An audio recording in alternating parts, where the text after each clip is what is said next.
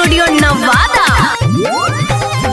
रोडवा पर बुलेट चलावै खूबे रफ्तार के माय, रोडवा पर बुलेट चलावै खूबे रफ्तार के माय, छौड़ा नवादा वाला हो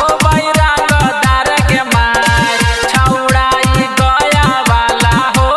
रंगदार के माय, कंधवा पर गमछा लेके घूमै लाल पियर के माय, कंधवा पर गमछा लेके घूमै लाल पियर के माय, छौड़ा नवादा वाला हो रंगदार के माय, छौड़ा ई गया वाला हो रंगदार के माय, रंगदार के माय।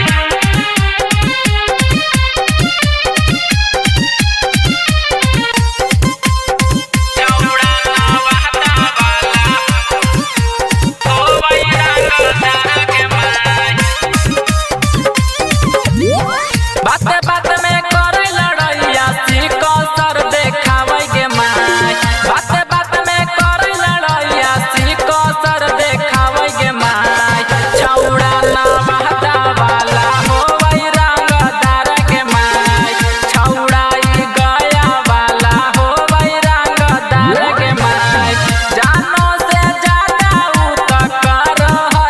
प्यार के माय, जानो से ज्यादा उ त कर प्यार के माय, छौड़ा नवादा वाला हो रंगदार के माय, छौड़ा ई गया वाला हो रंगदार के माय, रंगदार के माय।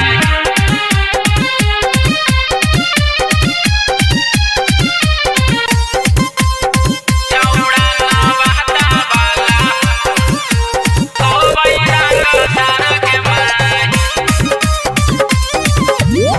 मनटू मुकेश हकै तरमा के दबंग के माय, मनटू सुदामा हकै तरमा के दबंग के माय, छौड़ा नवादा वाला हो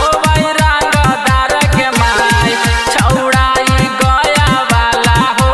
रंगदार के माय, रोडवा पर बुलेट चलावै खूबे रफ्तार के माय, रोडवा पर बुलेट चलावै खूबे रफ्तार के माय, छौड़ा नवादा वाला हो रंगदार के माय, छौड़ा ई गया वाला हो रंगदार के माय। मवाली म्यूजिक रिकॉर्डिंग स्टूडियो नवादा।